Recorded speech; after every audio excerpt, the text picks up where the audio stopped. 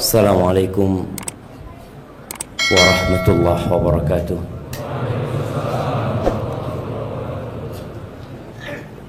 Alhamdulillah alladzi ahyana ba'dama amatana wa ilaihin nusyur. Segala puji bagi Allah Jalla Jalaluh yang telah menghidupkan kita setelah Dia mematikan kita, dan kelak kepadanya kita akan dihimpun. Alhamdulillahilladzi afana fi jasadina wa radda ilaina arwahana. Segala puji bagi Allah Jalla Jalaluh yang memberikan sehat di tubuh kita. Buktinya kita semua bisa berangkat ke masjid. Di antara salah satu tanda orang itu sehat, berangkat ke masjid. Orang sakit nggak ke masjid. Oleh karena itu Rasul sallallahu alaihi wasallam kalau ada orang sakit, beliau mendoakan supaya sembuh. Kenapa didoakan supaya sembuh? Yanka laka aduwan wa yamshi ila shalah. Ya Allah, sembuhkan hambamu fulan ini ya Allah, supaya dia bisa memerangi musuhmu dan bisa jalan ke sholat lagi gitu. Apa gunanya orang sehat kalau ternyata kakinya tidak bisa melangkah ke rumah Allah Azza wa Jalla? Di masa Nabi SAW banyak orang-orang munafikin yang salah satu tanda mereka kalau sholat subuh berjamaah sulit. Semoga Allah mematikan kita di atas agamanya. Allahumma salli wa sallim wa zid wa barik wa an'im ala abdika wa rasulika sayyidina wa maulana Muhammad wa ala alihi wa ashabihi ajma'in. Amma ba'd. Ahibati fillah. Ada seorang laki-laki yang datang kepada seorang alim ulama meminta nasihat. Ini penting kita untuk punya kenalan ustadz. Enggak harus ustadz yang dikenal di masyarakat. Ustadz yang jadi imam di masjid, yang ngajar di masjid kita. Soalnya kadang-kala sebagian kita ini enggak datang kajian kecuali kalau tabligh akbar. Padahal di dekat rumahnya ada masjid, alhamdulillah, yang selalu ada kajian. Perlu antum minta nasihat sama mereka. Kenapa? Mereka kenal sama antum biasanya. Mereka tinggal bersama antum. Oleh karena itu Rasulullah SAW ketika ada orang datang minta nasihat, nasihatnya itu beda-beda. Ini disuruh ini disuruh ini, sesuai dengan kondisi mereka. Ini orang datang kepada Dawud At-Tai rahimahullahu ta'ala. Dia mengatakan, ausini, kasih aku wasiat, kata dia. Nggak banyak wasiat beliau. Beliau mengatakan, askarul maut yantadhiruna. Pasukan kematian itu sedang menantimu. Ketika Ana membaca nasihat ini, Ana jadi kebayang kondisi warga Ukraina. Apa yang terjadi sama mereka ketika diinformasikan tentara Rusia datang masuk ke dalam kota? Mereka hendak menyerang. Mereka mengungsi, jemaah. Mereka meninggalkan rumah mereka.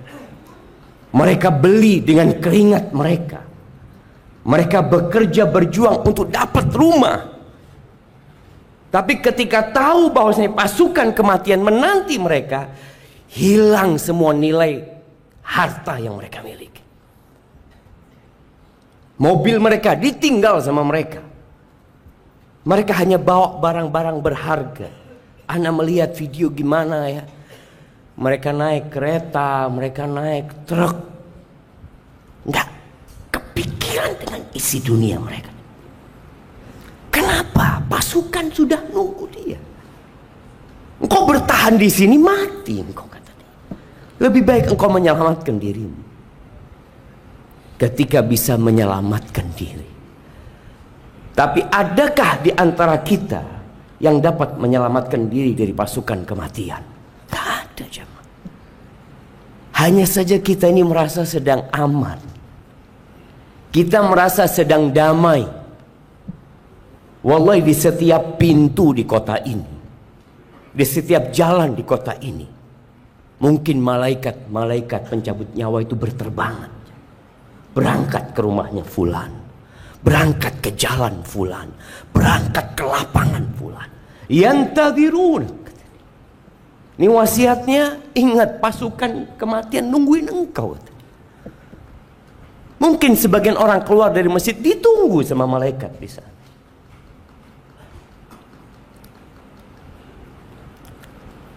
Sebuah riwayat dari Israiliyat,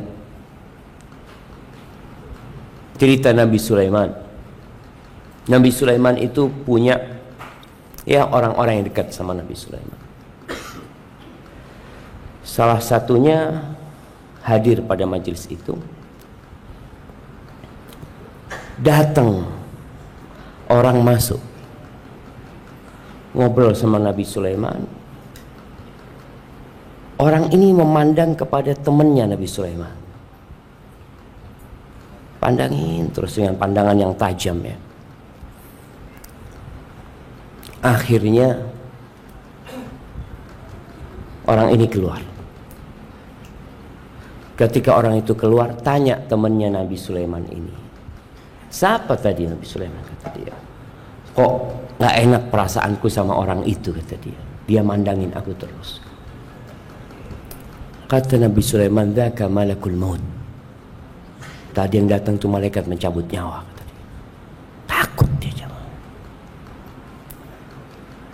Akhirnya dia ngomong, Nabi Sulaiman, kata dia, boleh aku minta tolong sama engkau. Perasaanku gak enak, kata dia. Aku minta engkau pindahkan aku ke ujung bumi ini. Kata Nabi Sulaiman, silahkan. Nabi Sulaiman Allah kasih angin ya, yang dapat memindah dalam waktu yang sangat cepat. Akhirnya orang itu pindah. Sudah. Keesokan harinya datang malaikat pencabut nyawa ini ke Nabi Sulaiman, kata dia.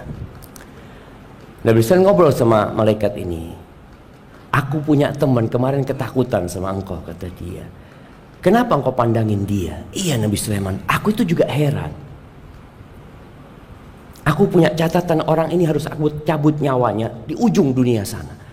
Tapi dia sedang ada bersamamu di sini gitu. Terus ketika aku sampai ke sana, dia sudah nungguin aku di sana. Ja'a ajaluhum.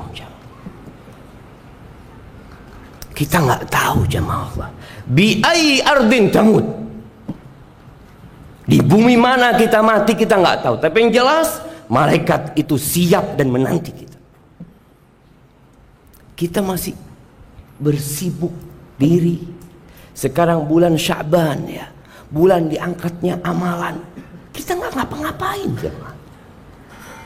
Kita seperti yang kemarin. Nggak ada semangat. Wallah, Rasulullah SAW memang ya, beliau pernah mengatakan kepada para sahabatnya ketika ada informasi tentang 3 orang yang datang ke rumah Nabi SAW bertanya tentang ibadah Rasul SAW. Istri Nabi menjelaskan bahwa Nabi SAW itu yaqum wa yanam.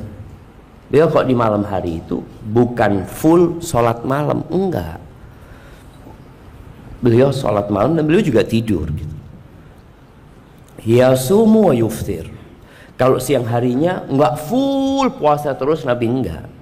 Nabi kadang kala puasa, kadang kala enggak puasa. Dan Nabi nikah banyak istrinya gitu. Akhirnya kata 3 orang ini, mereka merenungkan, kok kayaknya ibadah Nabi dikit. Istaqalluha, dianggap dikit sama 3 orang ini. Lalu mereka mengatakan, itu kan Nabi SAW. Nabi kan sudah diampuni dosanya yang masa lalu dan akan datang, kata dia. Kita gimana? Akhirnya salah seorang mengatakan, amma ana fa'aqumu wala ana. Yang satu mengatakan, aku akan sholat malam terus, nggak akan tidur. Yang satu mengatakan, amma ana fa'asumu wala uftir. Adapun aku akan puasa sepanjang tahun dan aku tidak akan berbuka. Yang satu mengatakan, aku akan fokus ibadah. Aku tidak akan menikah dengan wanita. Bayangan dia menikah, ngurusin istri, kalau sudah punya anak, ngurusin anaknya, anaknya mulai sekolah, ngantar sekolah, aduh ruwet. Mertua minta disambangi, berangkat ke mertua, ya kalau mertuanya satu. Kalau mertuanya kayak Nabi SAW, Nabi banyak kan dalam bayangan mereka.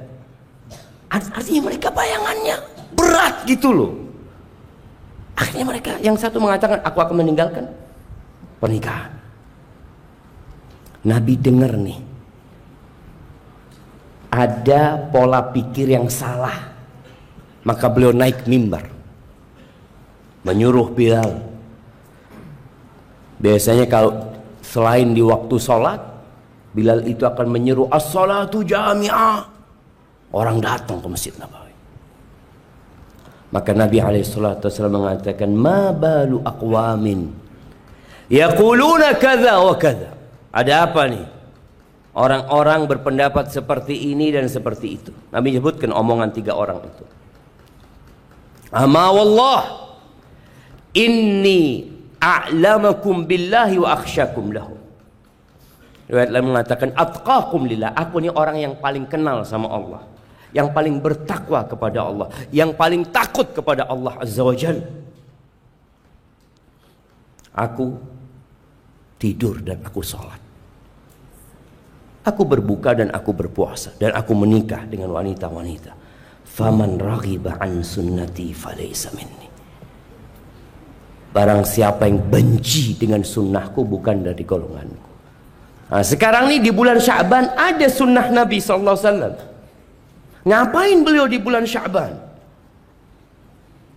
Beliau berpuasa di bulan Sya'ban hampir full 1 bulan. Bahkan beberapa riwayat mengatakan Nabi menyambung Sya'ban dengan Ramadan. Terus kita di bulan Sya'ban, wala puasa sunnah, wala menambah amalan, wala menambah volume bacaan Quran kita, wala menambah wirid kita. Kita fokus terus mencari harta. Maka tolonglah yang mengatakan kajian sunnah, yang ingin menghidupkan sunnah, dicari apa sunnah Nabi SAW di bulan Sya'ban. Kadang-kadang kala kita rajin datang kajian, ilmunya banyak, amalnya kurang. Khususnya di soft pertama nih, tanggung jawab nih. Tapi sekarang soft pertama, soft terakhir dengernya sama Ustaz. Dulu kadang-kala yang di soft terakhir dengernya kurang. Tapi sekarang dengan mic ini semua bisa mendengar, dan semoga kita bisa menghidupkan bulan Sya'ban ini dengan sunnah-sunnah Rasulullah SAW. Ahibati fillah, kembali kepada nasihat Dawud At-Ta'i bahwa pasukan kematian itu menanti kita. Allah Azza wa Jal di surat Ali Imran ayat 185 berfirman, kullu nafsin dha'iqatul maut. Semua yang bernyawa itu akan merasakan kematian. Ingat, mau ada pandemi, mau ada Omikron, mau ada nggak tahu apa lagi nanti yang datang, mau ada bencana alam, mau ada peperangan, mau tidak ada apa-apa, semua akan merasakan kematian. Wa innama tuwaffawna ujurakum yaumal qiyamah. Kalian itu akan disempurnakan pahala buat kalian pada hari kiamat. Kita puasa sunnah bulan Sya'ban, ada orang nggak puasa. Kan sama aja. Kadang-kadang kita ngeliat orang ini nggak puasa, walau sholat di masjid Ustaz.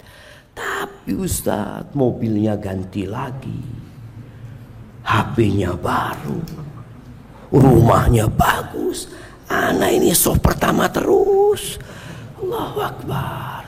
Ya, maka Allah sebutkan yang kita amalkan ini bukan untuk dunia. Maka Allah katakan pahala buat kalian. Hadis-hadis Nabi SAW yang menjelaskan bahwa satu langkah diangkat derajatnya kalau ke masjid, dihapuskan dosanya, dikasih pahala. Kapan? Pulang dari masjid antum langsung dapat di rumahnya? Enggak. Nanti hari kiamat. Maka usahakan kelelahan kita itu lillahi ta'ala. Jangan sampai kita lelah ya datang ke masjid ada perasaan ria, perasaan ujub dengan diri kita, nggak dapat apa-apa kita nantinya, la fid dunya wala fil akhir. Lalu Allah mengatakan faman zuhziha 'anil nar wa udkhilal jannata faqad faz. Barang siapa yang dijauhkan dari api neraka dan dimasukkan ke surga, dia tuh orang sukses. Kita kadangkala punya target dalam kehidupan ini terlalu rendah. Semangat, energi, waktu yang dicurahkan. Antum lihat orang kalau lagi main bola 45 menit kali 2. Siapa yang suka main bola? Nah, Jamal, siapa yang suka main bola? Anak kasih hadiah. Kirim ke belakang sana. Ada yang suka main bola. Nah, baik, antum berdiri. Anak ingin tanya sama antum sesuatu.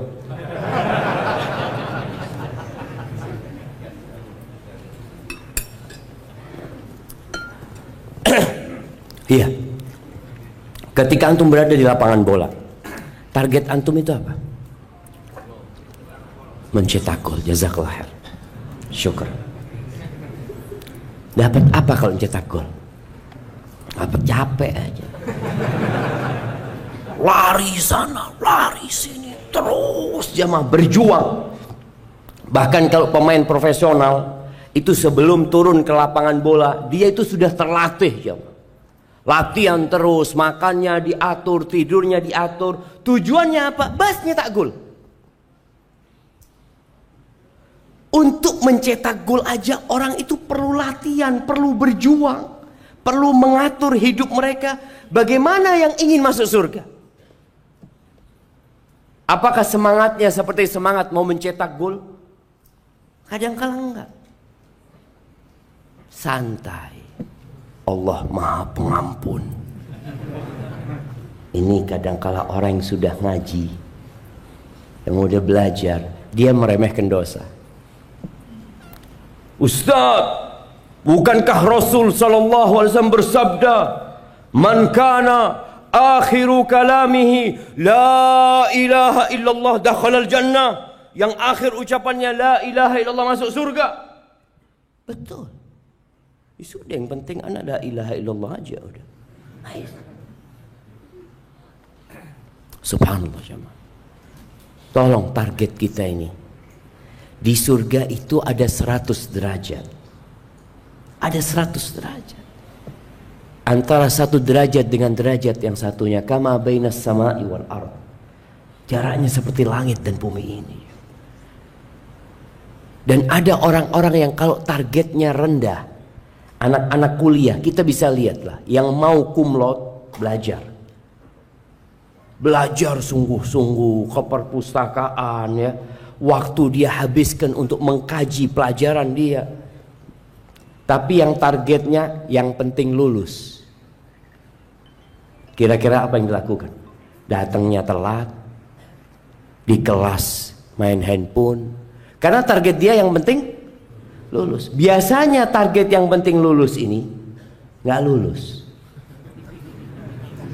Kalaupun lulus nyontek. Karena target dia memang yang penting lulus. Target dia sangat rendah sekali jamaah. Makanya dia nggak bersungguh-sungguh. Tergantung antum. Antum targetnya apa sekarang?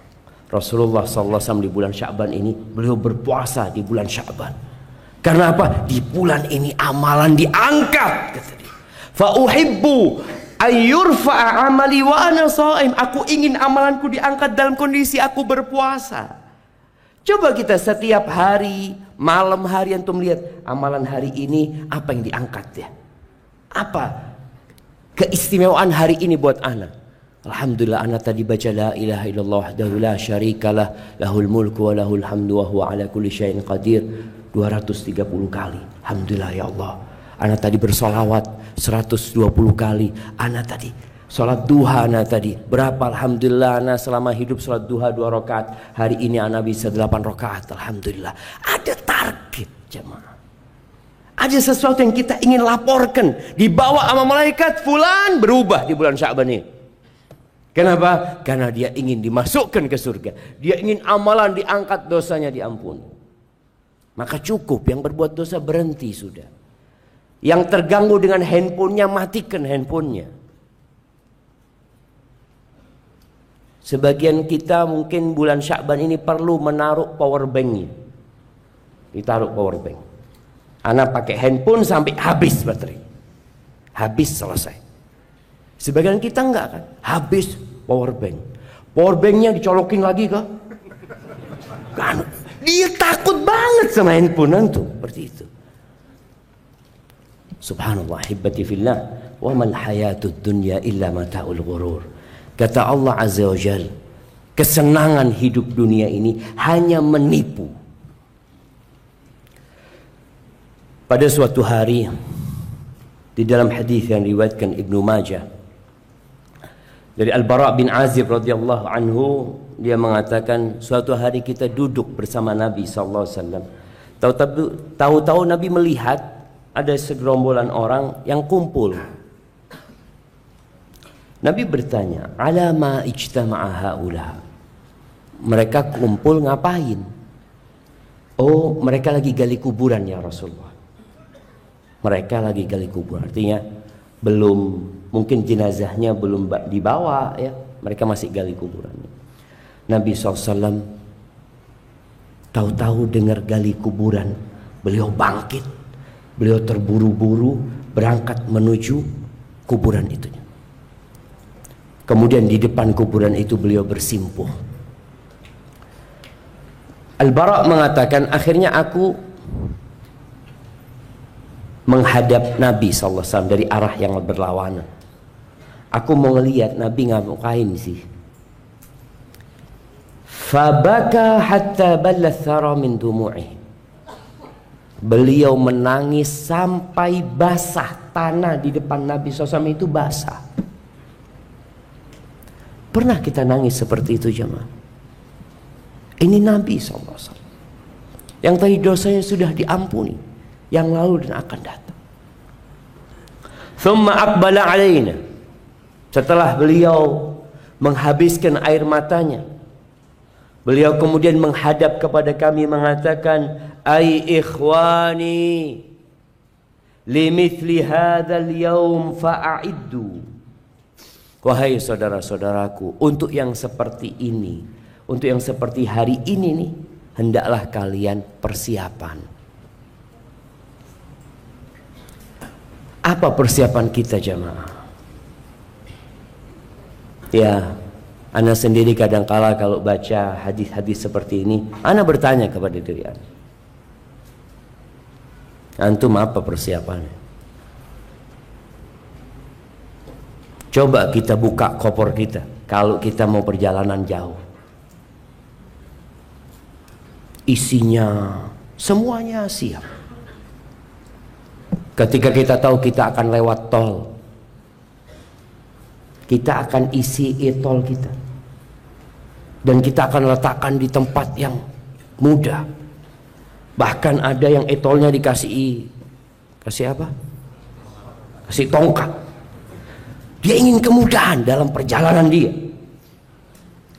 Dulu kalau Anda melakukan perjalanan sama orang tua, itu biasanya beberapa hari sebelumnya sudah bikin lontong yang ada isi dagingnya.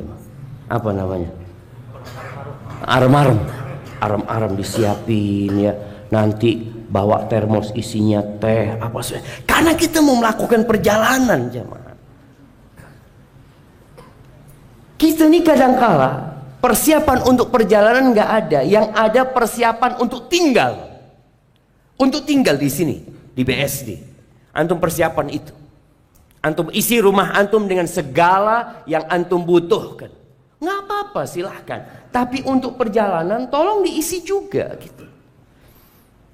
Rasulullah SAW menyuruh kita untuk sering-sering mengingat hadhimul ladzat. Aktsiru dzikra hadhimil ladzat. Kalian perbanyak mengingat pemutus kelezatan. Ya'nil maut. Kematian ini. Sehingga orang kalau ingat dia akan persiapan.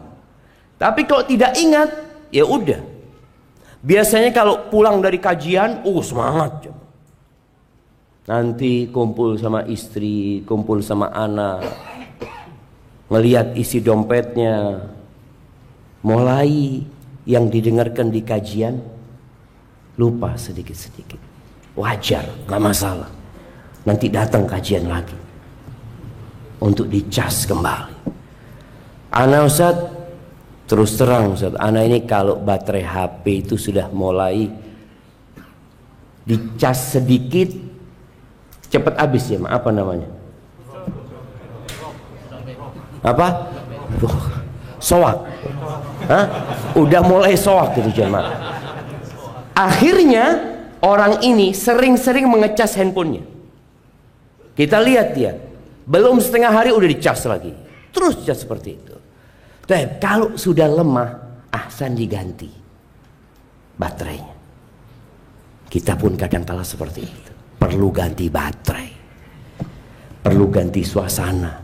Perlu ganti kawan. Perlu ganti majelis. Supaya baterai kita nggak cepat habis. Dunia ini Allah menyebutnya la'ibun walahu.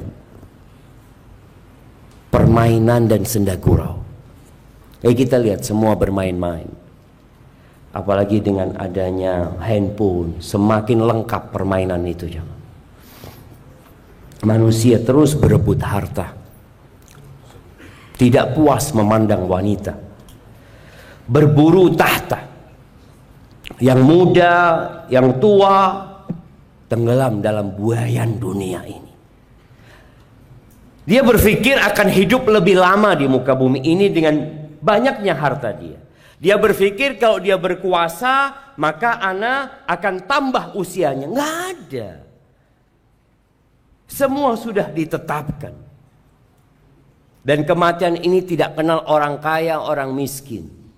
Nggak kenal orang tua, anak muda.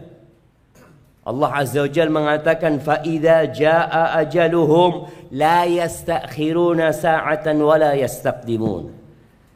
Kalau datang ajalnya, waktunya telah tiba, selesai.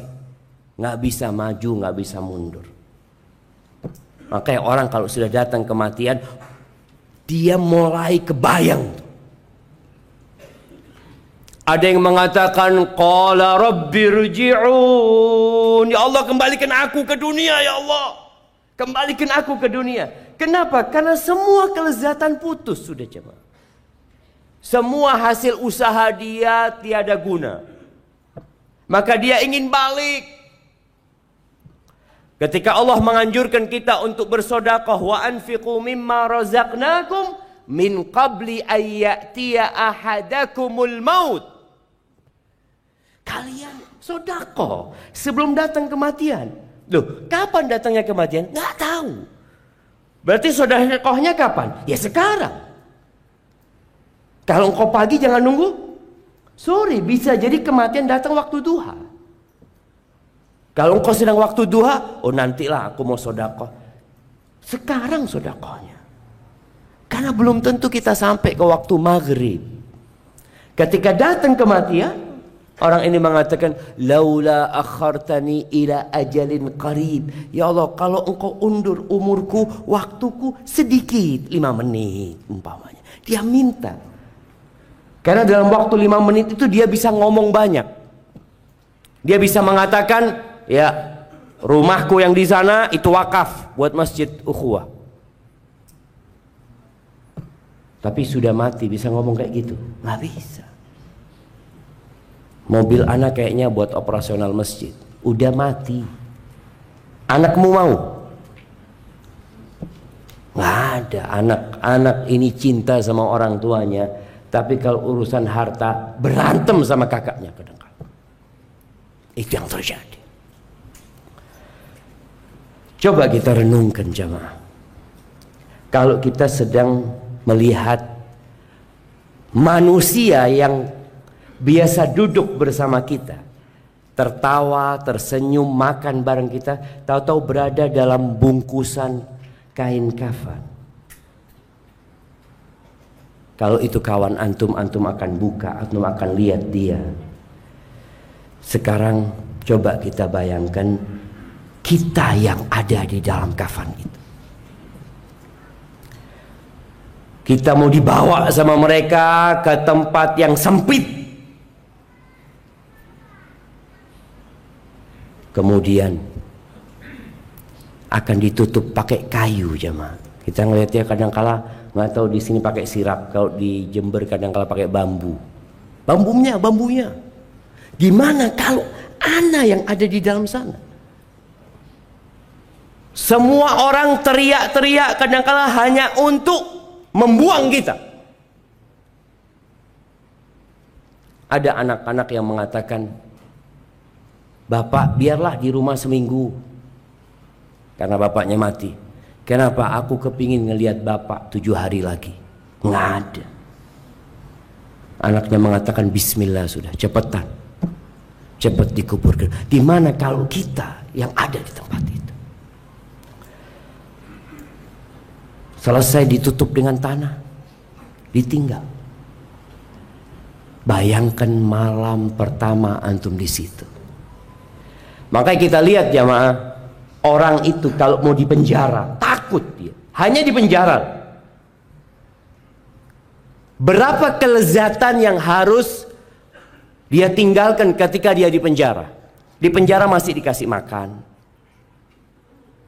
di penjara itu masih boleh tidur, di penjara itu masih boleh dikunjungin. Tapi kita melihat bagaimana orang berusaha untuk tidak dipenjara. Padahal kasusnya benar, dia melakukan perbuatan dosa. Dia sogok hakimnya kadangkala, dia sogok jaksanya. Dia berbuat macam-macam supaya tidak dipenjara. Kalau dipenjara 12 tahun dia berharap gimana jadi 2 tahun. Bagaimana jadi lebih ringan lagi.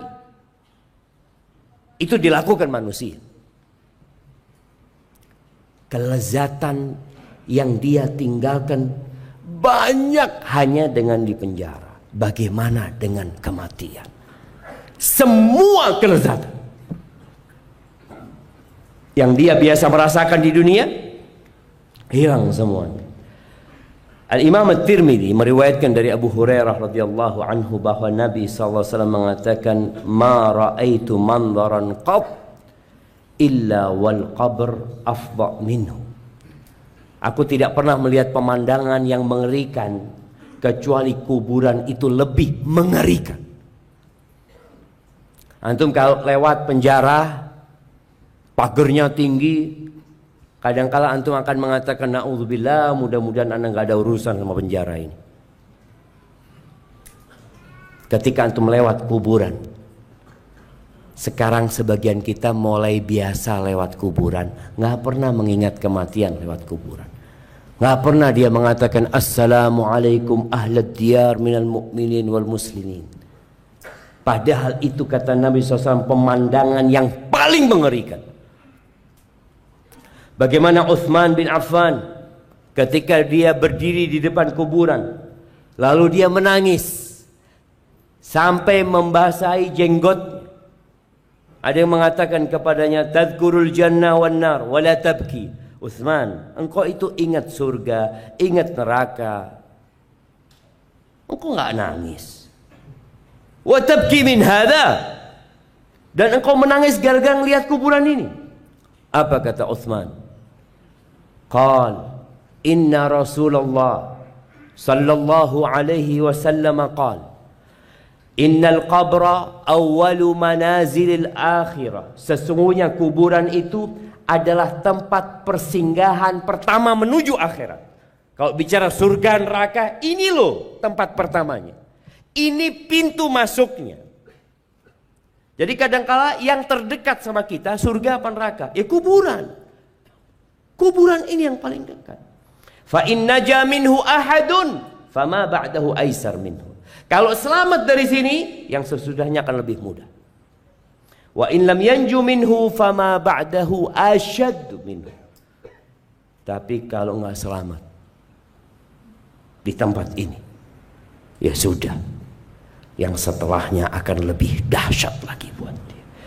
Ahibati fillah, Al-Imam At-Tirmidzi menyebutkan dalam kitabnya At-Tadhkirah tentang kuburan ini jemaah, tempat yang sempit ini.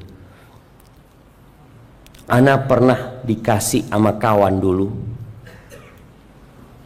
dikasih plakat, iya plakat ya, yang biasanya diberikan sebagai apa? Sebagai penghargaan itu kan? Iya, ana kasih plakat. Plakatnya itu kuburan. Di bawahnya itu ada semacam orang yang dikafanin, terus tulisannya Syafiq Riza Basalawa. Allah. Iya, nggak apa-apa, itu peringatan buat kita. Masih ada plakat itu di rumah teman. Ana nggak bawa pulang ke rumah. Belum dibawa pulang ke rumah semuanya jamaah. Kita itu kadang-kala bangga dengan plakat penghargaan. Memberikan materi di sini, plakat ini, plakat ini, plakat ini. Ada, engkau akan ke sana, plakat ini ditinggal semua. Engkau akan berada di tempat yang sempit itu. Itu tinggal cerita. Al-Imam Qurtubi mengatakan, bagaimana kuburan ini mengajak ngomong kepada manusia. Dia mengatakan, ana baitul wihdah. Aku rumah sendirian. Ana baitul ghurbah, aku rumah kesepian. Engkau di sini akan sendirian. Engkau akan kesepian. Ana baitut turab, aku ini tanah semuanya. Tanah. Nggak ada yang namanya keramik, wala namanya granit, wala apa, full tanah aku itu. Wa ana baitud dud, dan di tempatku banyak cacing. Ya ibna Adam ma gharraka bi. Wahai anak Adam, apa yang menyebabkan kau tertipu daya dengan aku? Semua sudah tahu akan ke rumah ini. Semua tahu. Siapa sekarang yang tidak tahu kalau dia akan berakhir ke rumah yang sempit itu? Tapi kita lupa. Maka dikatakan, apa yang membuat kau tertipu daya dengan aku? Engkau merasa nyaman di rumah luasmu, engkau nanti ke tempat yang sempit ini. Alam ta'lam anni baitil wahda. Apa engkau nggak tahu tuh? Aku rumah, engkau kesepian di sini. Engkau akan dalam kegelapan di sini. Kita ketika padam listrik Jakarta beberapa tahun yang lalu ya, sempat padam listrik itu ribu jamaah. Ya sekarang lah kita di rumah.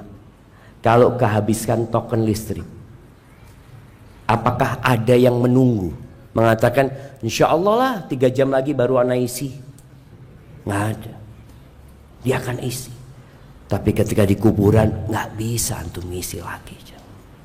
Antum akan berada di kegelapan yang begitu kelamnya.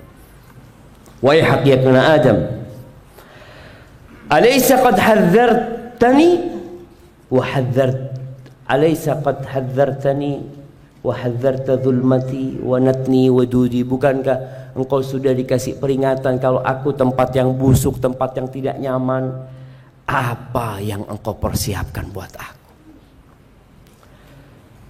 Tidak ada satupun manusia di muka bumi ini melainkan akan dijepit dengan kuburan. Kadangkala ada orang kuburannya besar. Kita ngelihat kuburannya non muslim kadangkala, oh besar banget jemaah. Sampai anak-anak tanya, Abah, ada berapa orang yang dikubur di situ? 1, anak ngomong. Oh besar banget. Ya, tapi sejatinya dia akan terjepit di sana. Kata Nabi SAW, inna lil qabri daghtah. Kuburan itu semuanya punya tekanan, akan menekan. Lau kana ahadun najian minha naja Sa'ad bin Mu'adz. Kalau ada umatku yang selamat dari tekanan kubur itu, pasti Sa'ad bin Mu'adz selamat. Sa'ad bin Mu'adz, jemaah, itu sahabat Nabi radhiyallahu taala anhu yang ketika meninggal dunia arsy Allah itu bergetar dengan matinya Sa'ad. Tapi dia nggak selamat dari tekanan kuburan. Bagaimana dengan kita? Kemudian di hadis Anas bin Malik radhiyallahu anhu bahwa Nabi SAW mengatakan, "Lau aflata ahadun min dhammatil qabri la naja hadha as-sabi." Kalau ada orang yang selamat dari tekanan kuburan, nih balita ini pasti selamat. Tapi itu sesuatu yang harus dirasakan oleh semuanya. Dan kemudian apa yang terjadi? Ada satu fitnah terakhir yang harus kita lewati, yaitu fitnahnya Munkar dan Nakir. Yang setiap sholat kita dianjurkan berdoa, Allahumma inni a'udzubika min azabil qabr wa min azabi jahannam wa min fitnatil mahya wal mamat. Fitnah terakhir yang harus dihadapin muslim itu fitnah kubur, bukan azab kubur. Lain fitnah kubur sama azab kubur. Fitnah kubur ini adalah fitnah yang sangat menakutkan. Kadangkala ada mahasiswa yang di kelas ana tunjuk, antum berdiri, ana kasih pertanyaan. Dia ngomong, Ustadz, ana gemeter Ustadz. Ini cuma Ustadz yang tanya. Padahal dia bisa jawab sebenarnya. Tapi karena dilihat sama apa? Teman-temannya dalam kondisi yang menegangkan, akhirnya dia nggak bisa jawab. Sedangkan kalau fitnah kubur ini, Rasulullah SAW menyebutkan kedatangan dua malaikat yang namanya Munkar dan Nakir. Yang kata Nabi SAW ketika menyebutkan tentang sifatnya Munkar dan Nakir ini, aswadani azraqan, warnanya blue black, hitam biru. Aswatuhuma karra'dil qasif, disebutkan di beberapa riwayat suaranya itu seperti suara halilintar yang menyambar. Bagaimana perasaan kita tahu-tahu dengar wa absaruhuma kal barqil khafif, pandangan matanya seperti kilat. Karena tempatnya gelap gulita, jemaah. Jadi sampai pandangan matanya itu membuat orang ini ketakutan. Ma'akulli wahidatin mirzabah. Setiap orang atau setiap malaikat ini membawa palu, yang kalau gunung dipukul dengan palu itu akan jadi turab, akan jadi debu. Walau ijtama'a ala hamliha ahlul ardi lam yaqdiru ayyaqiluha. Kalau seluruh penduduk bumi itu mau mengangkat palunya Munkar Nakir ini, tidak akan mampu mengangkat. Diriwayatkan oleh Imam Al-Baihaqi. Gimana kondisi antum pada waktu itu? Udah keluarga udah pada pulang semuanya. Benar-benar semua kelezatan hilang. Apa faedah kajian kita sebenarnya ketika kajian tentang kematian? Nanti Ustadz Fulan kajian tentang kematian, nanti di sana kajian tentang kematian. Karena memang Nabi SAW nyuruh kita sering kali mengingat kematian. Aktsiru dzikra hadhimil ladzat. Disuruh sering kali mendengar dan mengingat hal itu. Antum keluar, tadi kita sebutkan, melihat BSD, Allah bagus banget ya. Lihat gedung-gedung tinggi, lihat ada restoran, lihat ada ini, ada itu. Lupa lagi, diingatkan kembali. Kata Nabi SAW dalam hadis yang diriwayatkan Imam Baihaqi, "Aktsiru dzikra hadhil ladzat fa innahu lam yadhkurhu ahadun fi dhiqin min al-'aish illa wassa'ahu 'alaihi." Perbanyak mengingat kematian, pemutus kelezatan. Karena tidaklah orang itu mengingat tentang pemutus kelezatan ini kalau dia dalam kondisi sempit ya, dalam kondisi di PHK, dalam kondisi uangnya habis, maka tahu-tahu jadi luas cuma hidupnya. Kenapa? Bentar lagi aku kan mau mati. Nggak lama di dunia. Makanya ketika ngobrol sama keluarga anak, kadang-kadang ingatkan sama istri anak, ketika kita punya masalah, punya musibah yang menimpa, namun kita nggak lama lagi di sini gitu loh. Iya ya bang, bismillah, bentar lagi kita akan meninggalkan semuanya. Jadi ketika antum sedang susah hidupnya, ingat, datang ke kuburan. Kita disuruh ziarah kubur. Orang tua kita kadangkala ya dia sakit dengan penyakit yang berat sekali, ajak datang ke kuburan. Tuh ayah, alhamdulillah ayah masih bisa makan, ayah masih bisa minum, ayah masih bisa nambah amalan. Tuh lihat kawan-kawan ayah, selesai sudah ayah, nggak bisa apa-apa mereka. Dia jadi oh iya ya, alhamdulillah. Dan kalau orang itu dalam keluasan rizki, perlu juga ingat kematian. Karena jadi sempit hidupnya. Anak mau kaya, mau banyak hartanya, berakhir dengan kematian. Maka dia juga akan ingat dengan hari akhir dia. Abdullah bin Umar radhiyallahu ta'ala anhu, dia mengatakan, aku pernah mendatangi Nabi SAW Ashira ashratin, aku orang ke-10. Jadi dia hadir, dia orang yang ke-10. Faqama rajulun minal ansar. Tahu-tahu ada seorang dari kalangan Ansar yang berdiri. Dia bertanya kepada Nabi SAW, "Ya Nabi Allah, man akyasun nas wa ahzamun nas?" Siapa orang yang paling cerdas, siapa orang yang paling tegas? Dia kepingin tanya itu. Faqala, apa kata Nabi SAW? Aktsaruhum dzikran lil maut. Orang yang paling cerdas, yang paling tegas adalah orang yang paling banyak mengingat kematian.